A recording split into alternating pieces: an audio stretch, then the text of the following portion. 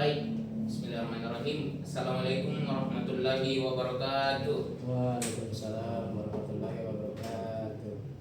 Sebelumnya mungkin bisa diatur posisi duduknya secara nyaman. Sudahkah Pak?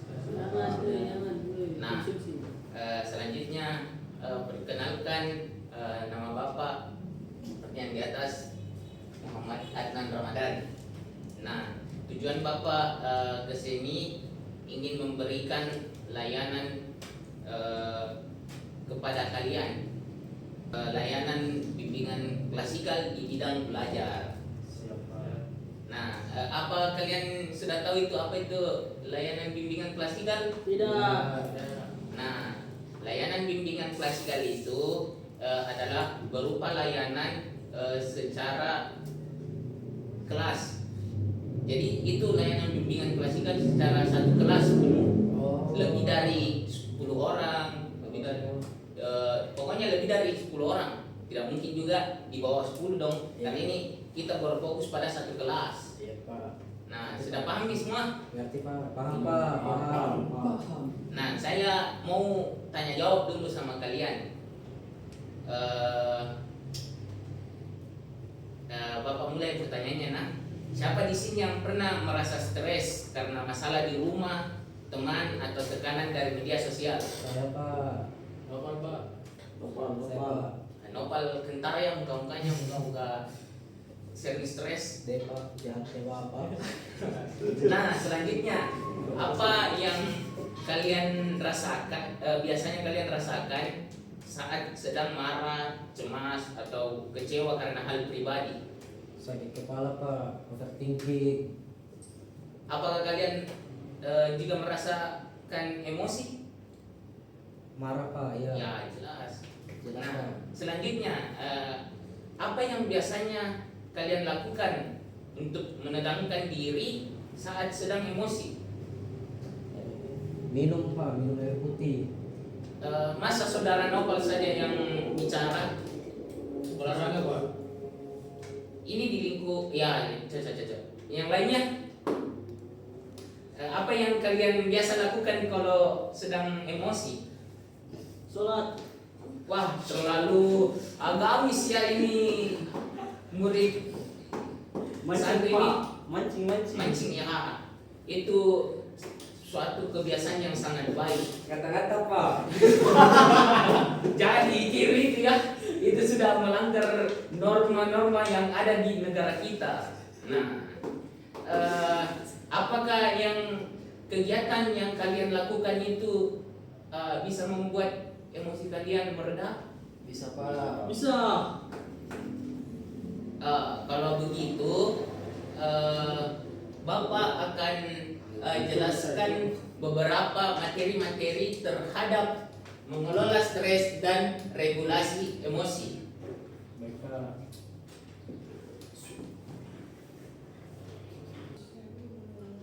Nah, yang pertama, pendahuluan atau definisi. Masa remaja merupakan periode yang penuh tantangan karena adanya perubahan fisik, pikiran, dan emosional yang signifikan. Perubahan ini dapat menimbulkan ketegangan emosional tinggi yang berpotensi mengganggu kesejahteraan psikologis. Nah, ketidakmampuan dalam mengelola emosi dan stres seringkali menjadi penyebab utama munculnya gangguan seperti kecemasan, depresi, hingga perilaku yang menyimpang. Nah, kalian kan ini sudah masuk di masa remaja. Ya Pak. Nah, di mana itu masa remaja itu masa peralihan, di mana kita itu mencari jati diri. Betul Pak. Terus fisik kita yang dulunya kecil tiba-tiba langsung jadi besar gitu, ada lonjakan begitu. Terus pikiran kita yang dulu waktu SMP masih suka main, pas masuk masa remaja sudah beda pemikirannya, sudah meningkat lah.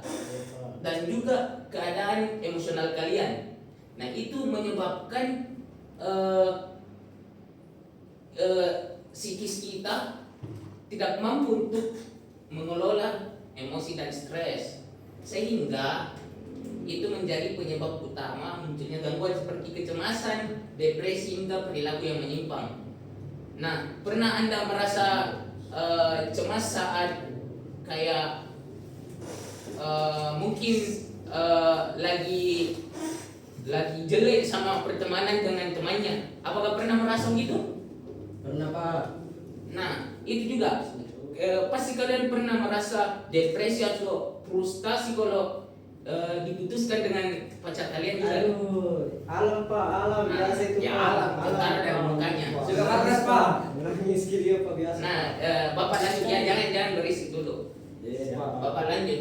Yang kedua itu regulasi emosi sebagai pilar penguatan diri. Nah, regulasi emosi adalah kemampuan individu dalam mengelola, mengontrol, dan menyesuaikan ekspresi emosional sesuai konteks situasi.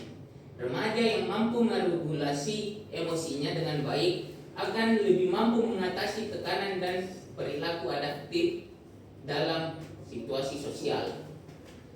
Nah, apa kalian pernah merasa kayak tertekan, akan tetapi kita merasa harus tenang supaya tidak banyak masalah yang bakal timbul karena kita merasa tenang, problem solving kita berjalan dengan baik gitu. Kita bisa mengatasi masalah gitu, mengatur konflik-konflik yang ada. Tidak pernah Pak. Tidak pernah. Berarti memang kita harus berikan pelatihan untuk mengelola konflik atau mengatur masalah, mengatasi masalah, karena memang masih banyak siswa-siswa yang belum mengetahui cara mengatur atau mengelola masalah-masalah yang ia hadapi. Iya, Pak. Nah, regulasi emosi ini berperan penting, sangat berperan penting dalam penguatan diri. Selanjutnya, nah, intervensi kognitif perilaku untuk regulasi emosi. Saya ganti kata kognitif menjadi pikiran. Nah, salah satu pendekatan efektif dalam mengelola stres dan emosi adalah menggunakan teknik kognitif behavior therapy. Nah, dalam sebuah studi terhadap remaja perempuan, pendekatan CBT dalam intervensi kelompok selama 5 sesi berhasil meningkatkan regulasi emosi dan menurunkan skor stres secara signifikan. Nah, ketika kita menggunakan teknik kognitif behavior therapy, mungkin kita bisa mengatasi atau mengelola stres atau emosi secara berkala gitu, semakin menurun. Jadi kami sebagai seorang guru BK bisa memberikan pendekatan-pendekatan yang saya tampilkan ini, kognitif behavior therapy. Ada masih banyak, tapi yang mungkin bisa saya jelaskan ini yang kognitif behavior therapy. Nah, CBT itu berfokus pada hubungan antara pikiran, perasaan, dan perilaku yang sangat relevan dalam membantu remaja membangun kesadaran dan kontrol diri. Jadi kita menyamakan pikiran kita, perasaan kita dengan perilaku yang kita lakukan sekarang. Jangan pikiran kita, saya ingin makan tapi perilaku mau pukul orang, bukan. Salah. Kalau kita ingin makan atau ingin beribadah, ya perilaku kita harus beribadah juga. Nah, selanjutnya itu peran self compassion dalam adaptasi emosional. Self compassion atau berbelas kasih terhadap diri sendiri juga berperan penting dalam penguatan diri. Nah, adapun penelitian yang dilakukan oleh orang yang sudah memahami tentang emosi ini menunjukkan bahwa self compassion memiliki hubungan positif dalam regulasi emosi, khususnya aspek common humanity yang membantu remaja merasa tidak sendirian dalam menghadapi masalah. dalam memandang penderitaan sebagai bagian dari pengalaman manusia ini. Individu dapat membentuk coping mechanism yang lebih sehat. Jadi self compassion itu sama dengan kita pernah dengar pasti sebelum mencintai orang lain harus mencintai diri kita sendiri. Nah, itu self compassion sama dengan itu mencintai diri kita sendiri. Dengan kita bisa berbelas kasih kepada diri kita, bagaimana ya? Upaya dalam mengelola stres dan emosi itu bisa kita atasi dengan kita ya itu yang tadi Bapak jelaskan, supaya kita merasa diri kita tidak sendirian gitu. Nah, selanjutnya itu psikoedukasi sebagai penguatan psikologis. Nah, program psikoedukasi yang diberikan kepada remaja terbukti mampu meningkatkan pemahaman tentang emosi dan strategi pengelolaannya. Seperti dalam kegiatan psikoedukasi di Rumah Zakat Sulawesi Selatan, peserta menunjukkan peningkatan skor pemahaman dari 54,5 menjadi 82,5 setelah pelatihan. Itu meningkatkan peningkatan yang sangat pesat begitu. Psikoedukasi itu memberikan ruang bagi remaja untuk belajar, berdiskusi, dan menerapkan keterampilan emosional secara langsung. Nah, kesimpulannya, penguatan diri melalui regulasi emosi dan pengelolaan stres pribadi adalah upaya strategis dalam membentuk ketahanan psikologis remaja. Pendekatan seperti self compassion, psikoedukasi, relaksasi maupun CBT efektif untuk membangun pemahaman, kesadaran, dan keterampilan adaptif dalam menghadapi tekanan hidup. Kesejahteraan mental remaja harus menjadi prioritas bersama sebagai fondasi generasi yang tangguh dan produktif. Mungkin itu saja yang bisa Bapak sampaikan. Apakah ada pertanyaan? Pertanyaan sudah jelas? Jelas. Baiklah, kalau sudah jelas, Bapak mau menayangkan video mengenai meregulasi emosi dan pengelolaan stres. Nah, ya mohon diperhatikan. Pernah gak sih ada waktu dimana lo tuh marah banget sampai ngebentak-bentak temen lo dan ngomong yang jahat ke mereka? Yang sehabis itu biasanya kemarahannya tuh lo sesali banget gitu. Atau waktu dimana lo tuh sedih banget sampai lo tuh males ngapa-ngapain, maunya tidur aja, diajak main gak mau, diajak jalan gak mau, tapi habis itu nyesel karena ya bilang gak mau pas diajak jalan gitu. Dan jadinya malah makin sedih dan nangis. Nah, banyak dari kita yang pasti pernah ngerasain kejadian-kejadian kayak gini. Seenggaknya beberapa kali lah dalam hidup kita, ketika kita gak bisa nahan emosi yang muncul di kepala kita, entah itu marah, sedih, atau cemas gitu. Nah, kalau hal kayak gitu terjadi, biasanya pertanyaan-pertanyaan yang muncul ke diri kita adalah, kenapa ya gue nangis banget? Padahal bisa aja gue gak kayak gitu. Atau kenapa ya gue marah banget? Kenapa ya sampai gak kekontrol tadi? Padahal bisa aja gue gak ngelakuin itu dan semuanya bakal jadi gak apa-apa. Well, kalau ngomongin tentang hal-hal kayak gitu, kita itu sebenarnya lagi berbicara tentang masalah regulasi emosi. Apa tuh regulasi emosi? Regulasi emosi adalah kemampuan untuk mengatur emosi yang kita rasain. Buat lebih lengkapnya, lo nonton nih video ini sampai habis, gue bakal jelasin gimana caranya supaya lo bisa mengatur emosi lo.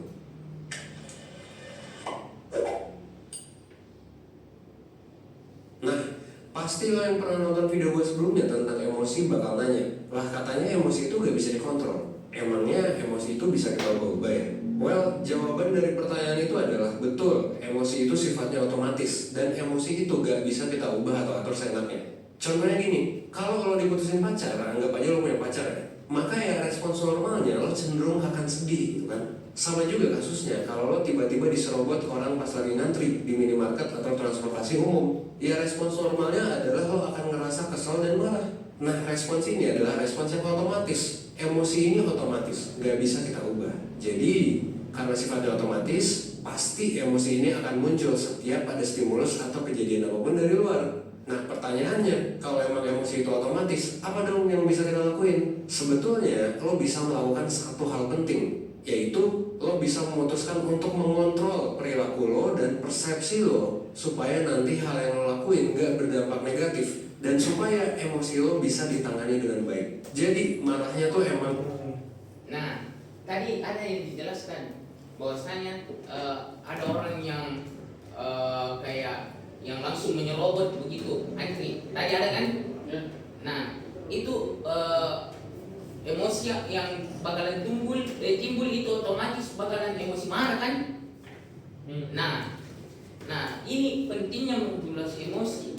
Bahwasanya kita dengan mengontrol emosi kita, hal yang berdampak negatif ke depannya jika emosi buruk kita yang mengendalikan perilaku kita itu bakalan tercegah. Jadi misalkan kalau begini ya, ada tiba-tiba orang yang menyerobot masuk di antrian. Nah, kita otomatis bakalan marah, emosi kita marah. Tapi regulasi emosi kita bekerja kayak, ya sudah, mungkin dia buru-buru, mungkin dia lagi ada yang mungkin urgent dari kita.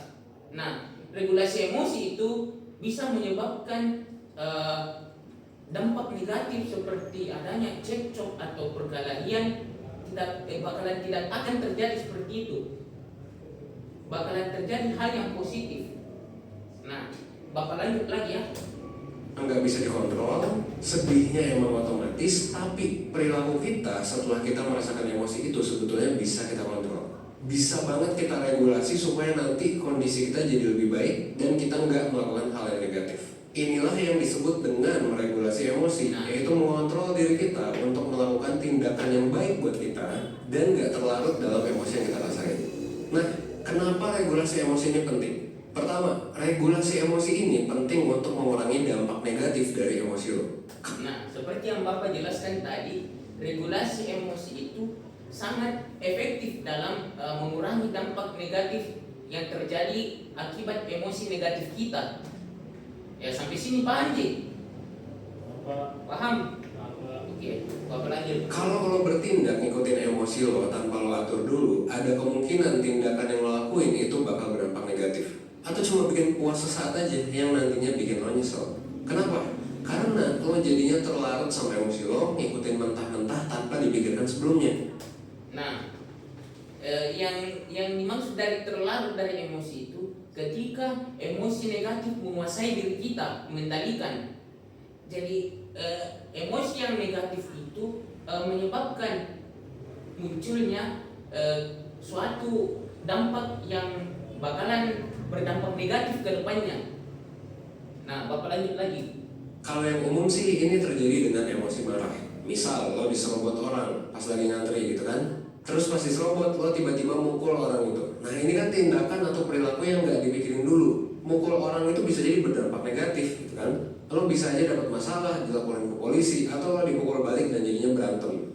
Makanya penting buat lo untuk meregulasi emosi supaya lo tahu mana tindakan yang harus lo lakuin, mana yang harusnya dihindari. Dalam kasus diserobot orang tadi, kalau lo udah menguasai regulasi emosi ini, lo bakal bisa mikir lebih jernih dan lo bisa melakukan tindakan yang lebih baik. Dan ini nggak berlaku cuma buat emosi negatif, emosi positif pun kalau kita terima mentah-mentah bisa jadi berakibat buruk. Misal lo di chat gebetan dikit langsung seneng banget gitu kan, terus nganggep bahwa dia tuh suka, padahal ternyata dia tuh chat cuma mau nanya tugas atau kerjaan. Nah, ini permasalahan hati lagi. Pernah kalian merasakan kayak gebetan kita chat nih, tiba-tiba hati kita kayak merasa senang, emosi senang muncul. Nah, kita berpikir gebetan kita ini suka sama kita, padahal tidak. Gebetan kita ini hanya ingin chat saja, bukan dibilang karena dia chat kita berarti dia suka kita, bukan. Dia hanya chat biasa. Sampai sini paham Di? Paham Pak. Lanjut. Kan ekspektasinya jadi tinggi banget. Kalau misalnya nanti ternyata nggak suka gimana? Kalau misalnya lo di friendzonin gimana? Kan itu jadinya negatif buat lo gitu kan. Padahal sebenarnya lo bisa aja bereaksi dengan sewajarnya. Yang kedua, regulasi emosi juga mempengaruhi. Nah, mungkin karena kita untuk mengefisienkan waktu dan juga pembahasan dari video ini sudah terwakili dari pembahasan Bapak sebelumnya. Nah, selanjutnya itu dulu ya. Hampir semua aspek di hidup lo. Selanjutnya Bapak mau kalian bertanya, apakah ada pertanyaan dari penjelasan Bapak dari tadi? Apakah ada pertanyaan? Apakah sudah jelas? Jelas Pak. Kalau begitu saya mau menunjuk satu orang untuk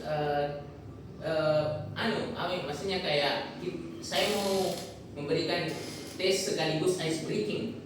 Jadi saya ingin mengetahui apakah dari peserta siswa-siswa yang saya berikan layanan tadi, apakah sudah mengetahui apa itu regulasi emosi atau manajemen stres. Karena tadi saya bilang memberikan sesi tanya jawab, tidak ada yang bertanya, berarti asumsi saya bahwasanya mereka sudah kalian pasti sudah paham.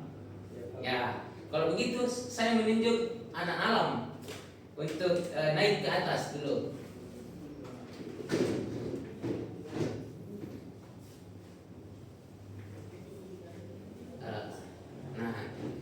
Apakah saudara adik alam sudah paham dengan pembahasan yang Bapak bawakan tadi? Salah Pak. Sudah. Ya, kalau begitu pernah saudara adik alam pernah merasakan stres kan? Maksudnya emosi yang bergejolak. Pernah Pak. Nah, apa yang maksudnya solusi apa yang alam lakukan agar emosi yang bergejolak itu bisa reda? Cari pelampiasan Pak. Nah itu sangat tepat. Sebenarnya sudah tepat cari pelampiasan atau apa. Cuman kita bisa langsung melakukan teknik seperti pengelolaan stres atau emosi. Itu tekniknya seperti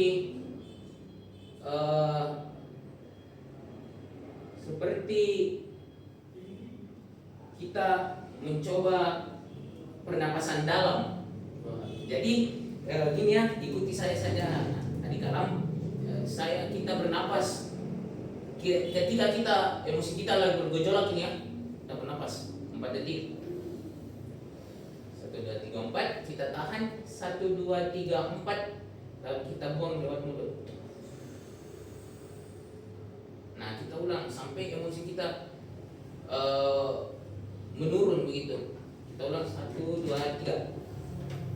Tahan 1, 2, 3, 4, buang. Nah, itu sangat efektif dalam menurunkan emosi yang sangat bergejolak begitu. Kayak emosi yang kita sedang rasakan dengan kita melakukan pernapasan dalam dengan rileks secara santai, mengosongkan pikiran kita. Nah, itu emosi kita bakalan reda. Apakah alam sudah paham dengan praktek yang kita sudah lakukan tadi? Sudah Pak. Ya coba kita ulang satu kali ya. Duduk berdiri dengan tenang, menutup mata, mengosongkan pikiran, tarik nafas dalam-dalam, tahan 4 detik, lalu buang, lepaskan lewat mulut. Kita ulang satu kali lagi. Tarik nafas 4 detik, tahan, lalu hembuskan. Nah, terima kasih saudara anak alam sudah sudah berani untuk melakukan teknik pernafasan dalam yang kita praktekannya. Nah, duduk nih. Nah, ya. Nah, selanjutnya Bapak mau melihat atau merefleksikan dari layanan yang sudah Bapak berikan kepada kalian. Nah, selanjutnya nih Bapak akan bagikan lembar kerja peserta didik. Jadi kalian mengisi secara jujur dari kelima pertanyaan Bapak yang akan berikan. Kalian isi secara jujur dan saya berikan waktu 3 menit untuk mengisi pertanyaan yang ada pada lembar kerja peserta didik ini.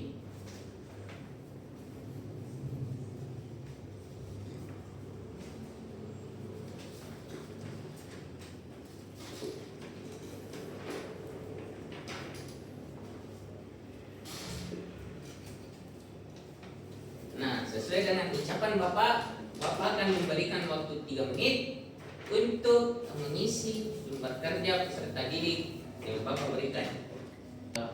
Sudah selesai? Sudah Pak. Nah, Alam sudah selesai? Sudah Pak. Oh ya, tunggu ya. Ambil lagi.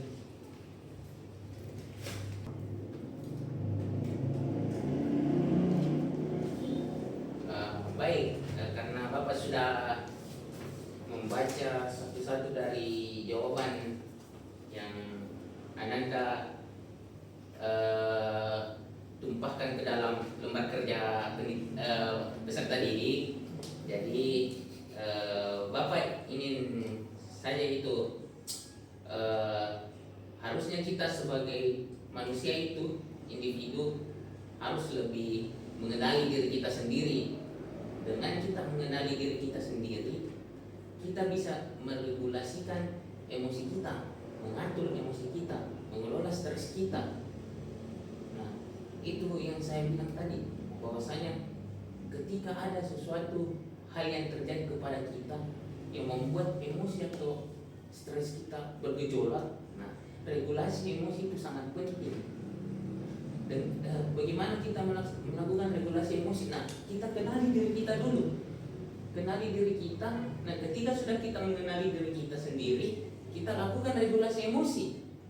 Nah, apakah sudah paham dari Bapak jelaskan? Paham Pak. Nah, apa coba dari saudara Nopal, Ananda Nopal? Kalau emosi Pak, bisa kita terapkan teknik pernafasan dalam Pak. Ya. Meredakan emosi. Ya. Karena mungkin sudah paham semuanya penjelasan dari Bapak berikan, dan juga sudah ada bantuan dari video YouTube yang tadi. Nah, video YouTube yang kita putar ya tadi. Nah, Bapak tutup ini. Mungkin Bapak mau bagikan lagi kertas, tapi bukan kertas yang dijawab-jawab saja, bukan. Bapak ingin membagikan kertas dan kalian mengisi, bukan mengisi, menuliskan satu komitmen atau tindakan nyata yang ingin kalian lakukan di minggu ini. Nah, betul ya.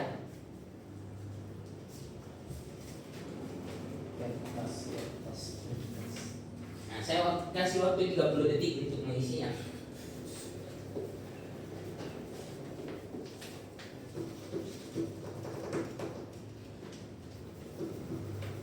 Nah, sudah. Sudah.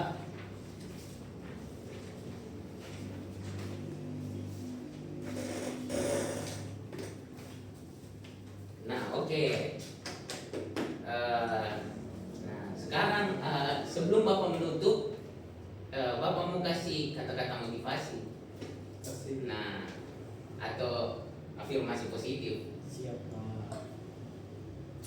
Mengelola emosi itu